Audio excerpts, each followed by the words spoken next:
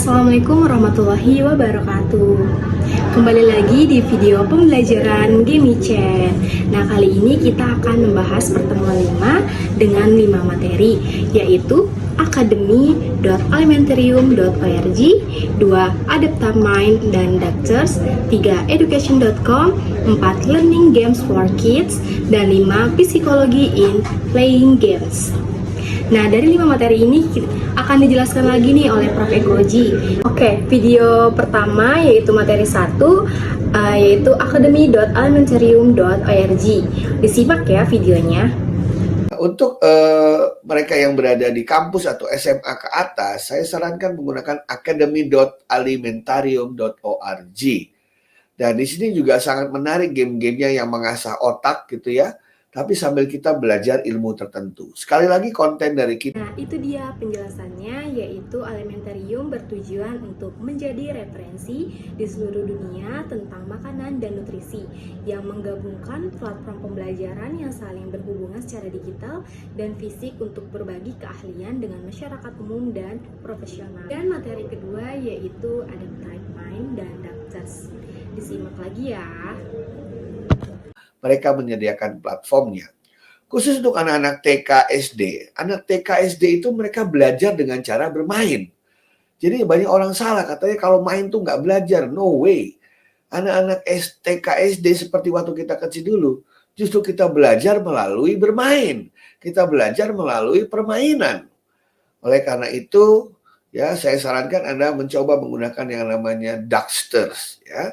Doctors atau Anda bisa pakai Adaptive Mind. Adaptive Mind khusus untuk meningkatkan literasi, baca tulis, dan matematika. Ya, untuk SD kelas 1 sampai kelas 6.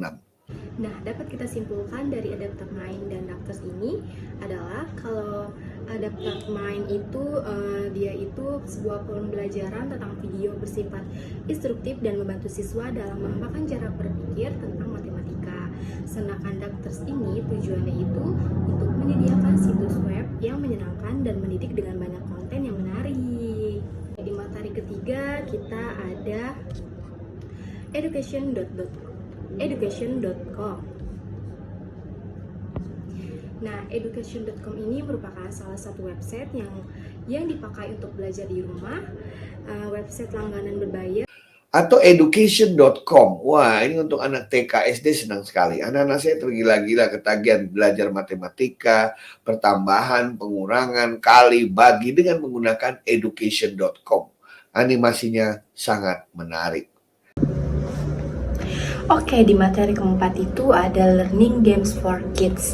Jadi permainan edukatif adalah alat yang hebat untuk membangun dasar matematika dan keterampilan bahasa yang dibutuhkan dalam kurikulum sekolah dasar saat ini.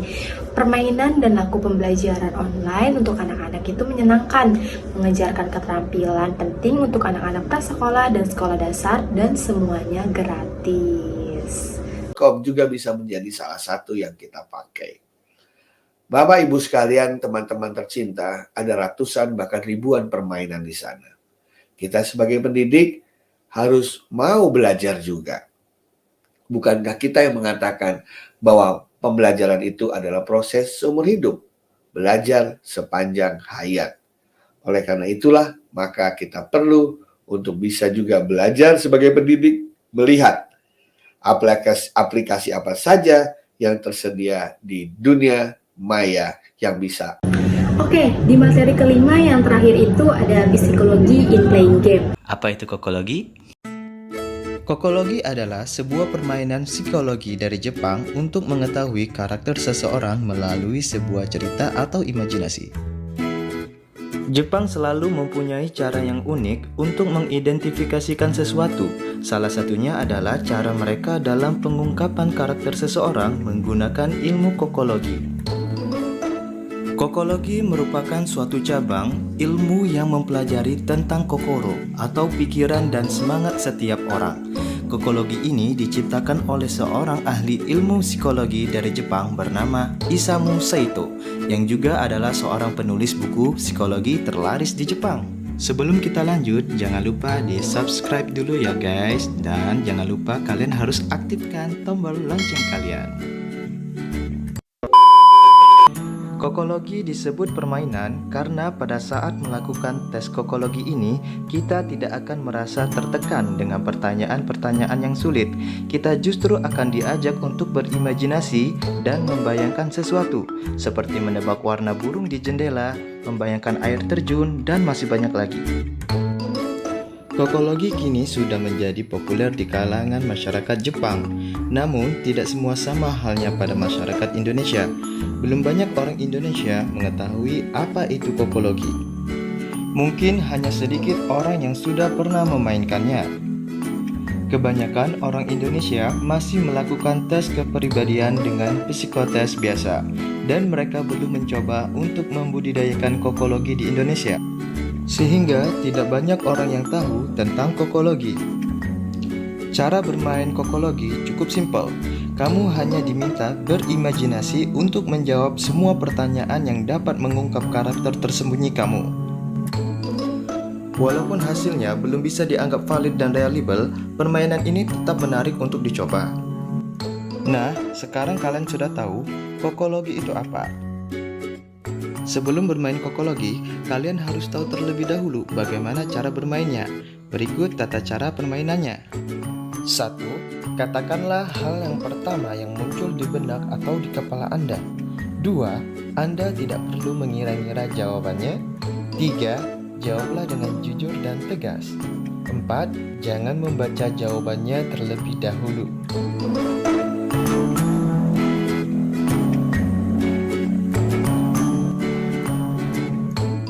Baik, langsung saja kita mulai dengan soal yang pertama. Jika di sebuah meja dihidangkan 1. Es krim, 2. Susu, 3. Bakwan, 4. Cake, 5. Mie, 6. Pizza. Semua harus dihabiskan. Mana yang kamu ambil lebih dahulu?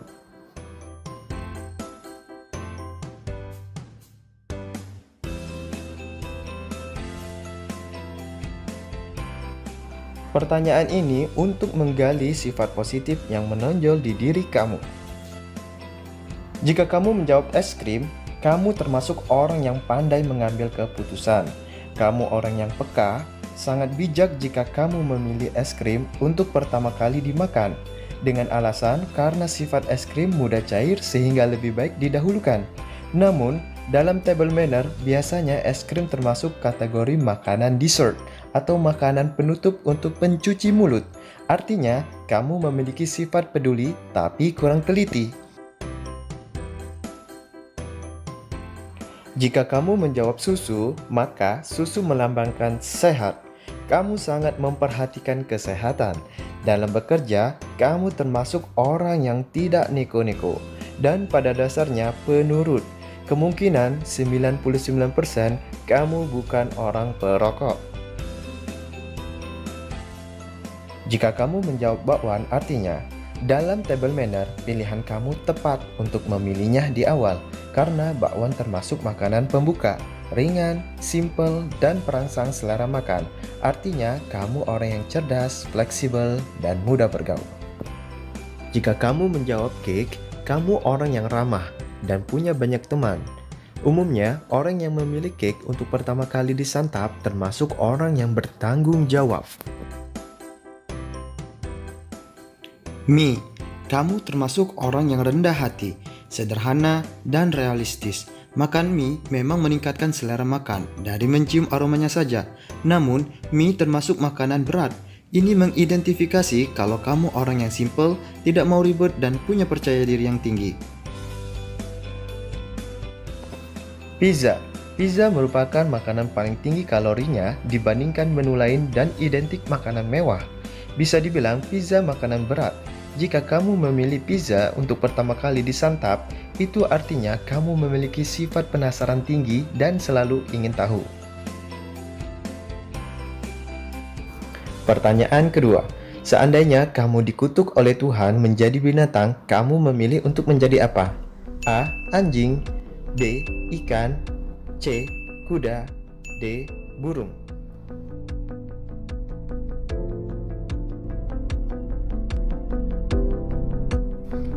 Pertanyaan ini bermaksud untuk melihat hal yang ingin kamu tonjolkan kepada atasanmu di dalam dunia kerja. Jika kamu menjawab anjing, maka kamu ingin menunjukkan bahwa kamu orang yang cerdas dan setia. Jika kamu menjawab ikan, maka kamu ingin menunjukkan bahwa kamu dapat dipercaya atau amanah. Jika kamu menjawab kuda, kamu ingin menunjukkan bahwa kamu pekerja keras dan dapat diandalkan. Jika kamu menjawab burung, kamu ingin menunjukkan bahwa kamu memiliki wawasan yang tinggi. Pertanyaan ketiga, kamu membeli roti isi coklat dari toko roti terkenal yang sudah menjadi langgananmu. Namun, setelah menggigitnya dengan penuh kegembiraan, ternyata rotinya kosong. Apa yang kamu lakukan? A. Mengembalikan roti dan meminta yang baru. B. Menerima apa yang ada dan melanjutkan sampai habis. C. Membuangnya, kemudian membeli yang baru. D. Mengisinya dengan yang lain sehingga rasanya lebih enak.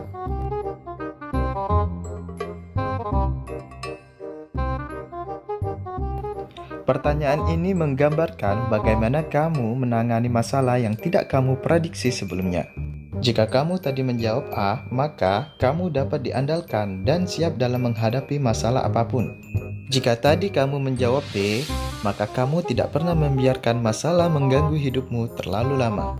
Jika tadi kamu menjawab C, kamu selalu menyelesaikan masalah kamu sesegera mungkin.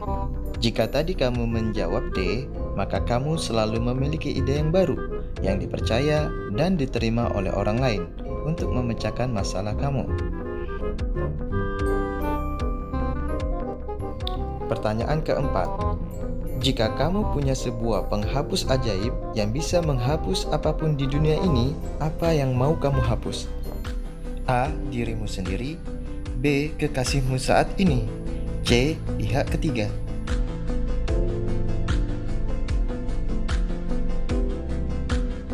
Pertanyaan ini menggambarkan bagaimana kamu menangani permasalahan cinta kamu. Jika kamu tadi menjawab A, artinya kamu selalu berlari dari permasalahan cinta. Jika tadi kamu menjawab B, artinya kamu respek terhadap cinta dan memandangnya sebagai sesuatu yang indah. Jika tadi kamu menjawab C, artinya kamu tidak suka membiarkan masalah berlangsung lama dan segera mencari permasalahannya ataupun pemecahannya.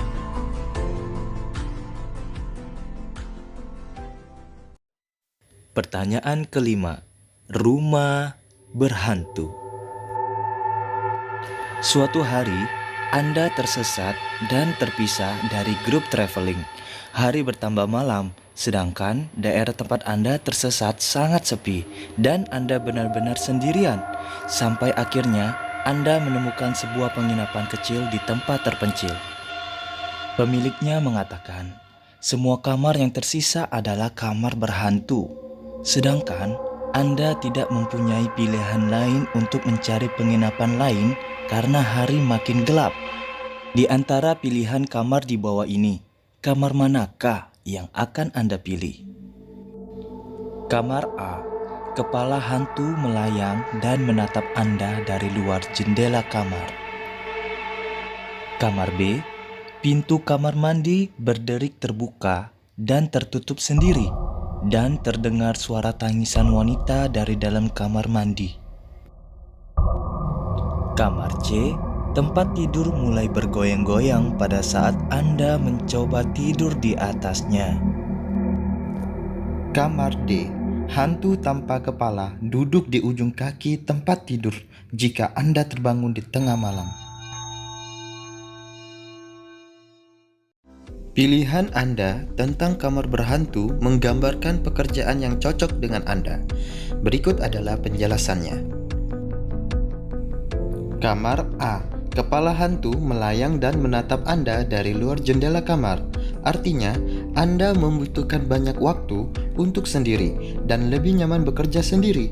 Anda mencari pekerjaan stabil, yakni pekerjaan yang tidak dengan mudah terpengaruh oleh faktor-faktor luar, dan pendapatan yang pasti. Contoh pekerjaan: dokter, pengacara, guru, administrator, dan sekretaris. Kamar B. Pintu kamar mandi berderik terbuka dan tertutup sendiri, dan terdengar suara tangisan wanita dari dalam kamar mandi. Artinya, Anda lebih memilih pekerjaan yang tidak menuntut Anda bertemu dengan orang lain. Anda rela menjadi subjek dan menerima tekanan dari atasan, asalkan Anda dapat tetap di belakang meja sepanjang hari. Contoh pekerjaan: insinyur, IT, komputer engineer, akuntan. Kamar C. Tempat tidur mulai bergoyang-goyang pada saat Anda mencoba tidur di atasnya. Artinya, Anda adalah orang yang aktif yang tidak dapat duduk diam. Karenanya, Anda membutuhkan ruang gerak yang luas. Anda dengan mudah beradaptasi pada suatu pekerjaan yang penuh dengan perubahan dan tidak bersifat rutin. Contoh pekerjaan: marketing, asuransi, sales, dan sebagainya. Kamar D. Hantu tanpa kepala duduk di ujung kaki tempat tidur jika Anda terbangun di tengah malam. Artinya, Anda cocok di pekerjaan yang membutuhkan kemampuan untuk bertemu dan berhubungan dengan orang lain, terutama di keramaian. Contoh pekerjaan: artis, politisi, public relation, counter atau frontline sales.